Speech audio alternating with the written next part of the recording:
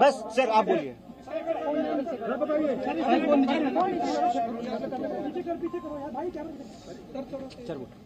मैंने पिछले कल सरकार की तरफ से रेसलर्स को न्योता दिया था बातचीत के लिए।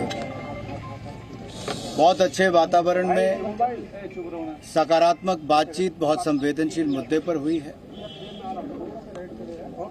और लगभग 6 घंटे चली इस बैठक में जिन मुद्दों पर चर्चा हुई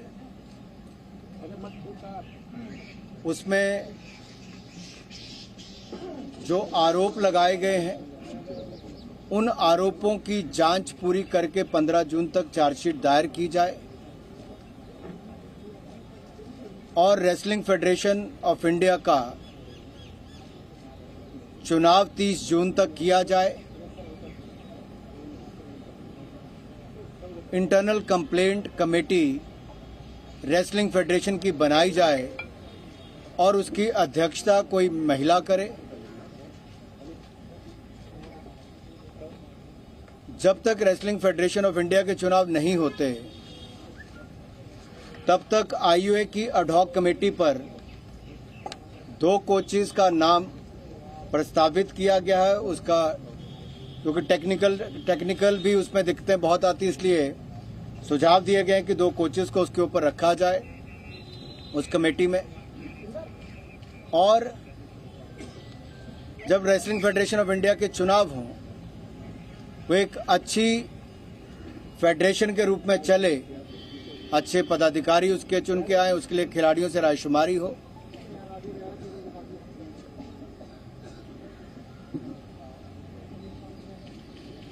निवर्तमान अध्यक्ष बृजभूषण सिंह जिनकी 3 टर्म पूरी हुई है वो और उनसे संबंधित लोग उसमें चुनकर ना आए, इस तरह की उनकी मांग थी। जो महिला खिलाड़ियों को या बाकी खिलाड़ी आवश्यकता अनुसार सिक्योरिटी उनको मिले,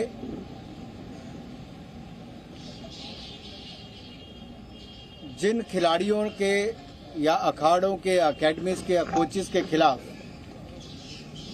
मुकदमे हैं उन मुकदमों को वापस लेने की मांग की है ताकि उस पर कोई कानूनी या पुलिस की कार्रवाई ना की जा सके।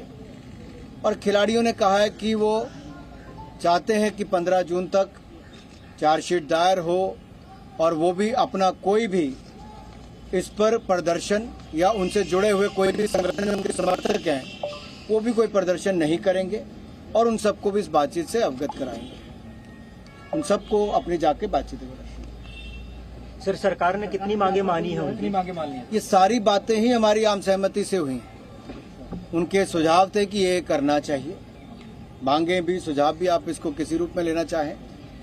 और सरकार ने बड़े खुले मन के साथ सभी विषयों पर पहले भी और अब भी गंभीरता से बातचीत भी की है।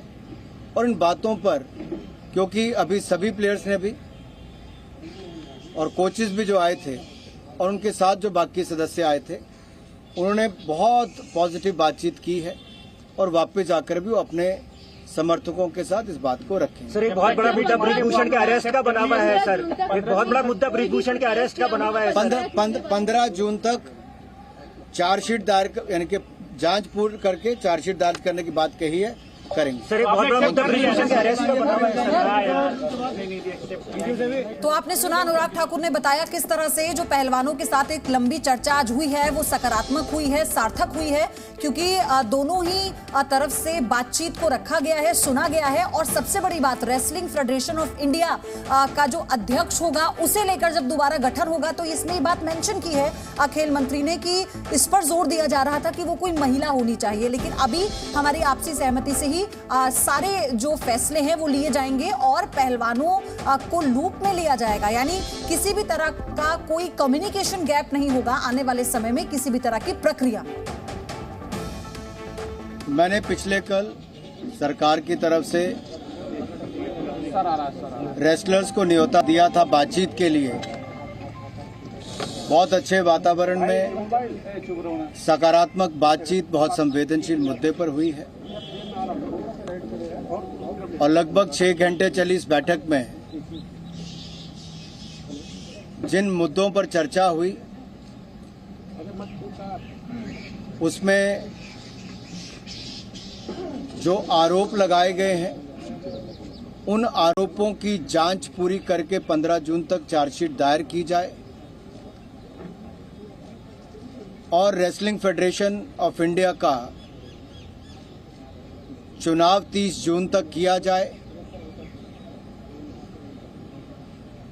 Internal complaint committee wrestling federation की बनाई जाए और उसकी अध्यक्षता कोई महिला करे। और इसी खबर पर मेरे सहयोगी रविंद्र कुमार हमारे साथ जुड़ चुके हैं। रविंद्र, ये जो बातचीत है बहुत सार्थक रही, अनुराग ठाकुर खुद ये कह रहे हैं। क्या वाकई आपको लगता है कि अब समाधान निकल चुका है? बिल्कुल, जिस तरह से आंदोलन स्थगित करने की बात खुद खिलाड़ियों ने की है 6 घंटे से ज़्यादा चली इस बैठक में कि 15 जून तक अगर चार्जशीट हो जाते हैं, एफआईआर कोर्ट में पुलिस अपनी जांच पूरी करके और चार्जशीट दाखिल कर देती है, उस समय तक हम आंदोलन या प्रदर्शन नहीं करेंगे, यानी आंदोलन उस समय तक स्थगित रहेगा। तो कहीं ना कहीं खिलाड़ियों की तरफ से भी सकारात्मक बात हुई और जिस तरह से अनुराग ठाकुर खेल मंत्री ने कहा कि उनकी जो भी मांगे हैं, जो भी सुझाव है, उस पर सरकार सकारात्मक बात कर रही है और हमारी जो सुझाव, उनके जो सुझाव थे, हम उस पर विचार भी कर रहे हैं और हम लोग पूरी तरह से खिलाड़ियों के साथ हैं। जो जिस तरह से खिलाड़ियों ने ये भी मांग की, उसमें कुछ कोच भी थे कि जो फेडरेशन का चुनाव हो उसमें बृजभूषण शरण सिंह या उनके परिवार का कोई सदस्य या उनके जो संबंधी है वो उसमें शामिल न हो। सरकार इस बात को पहले ही एक तरह से बता दी है, बृजभूषण शरण सिंह को भी और खिलाड़ियों को भी।